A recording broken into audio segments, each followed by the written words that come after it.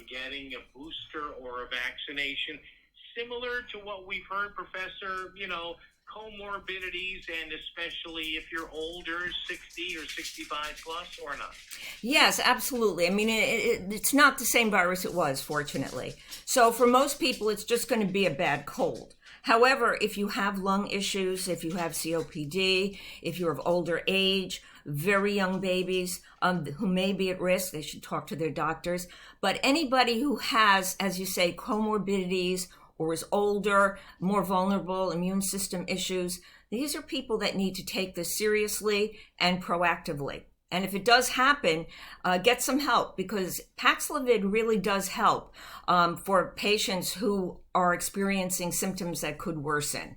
So if you're older, if you're at risk, if you're worried, contact your doctor and get Paxlovid if you do get infected.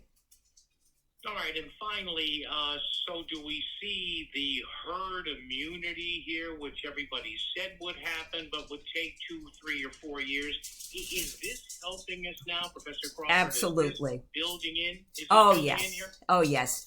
Definitely. Previous infections and vaccines have given us a level of tolerance. We can fight off the virus much more effectively as a population. And that certainly is contributing to the lessening of the seriousness of the epidemic. But again, we have to be careful. Long COVID is still an issue, and we're learning more and more about that and how it's affecting the immune system, and it's associated with low levels of cortisone and reactivation of infections in the body. So lots of research on long COVID. Lots of watchful waiting on where this virus is going, and the availability of vaccines, although they're not automatically covered now in terms of the expense. So check with your insurance provider. All right, Professor Sarah Crawford, Southern Connecticut State University. Professor, good to hear from you. We'll chat down the road. Thank you. Thank you so much. Have a great day. Appreciate it. Well, thank you for practically ruining my talk on the radio.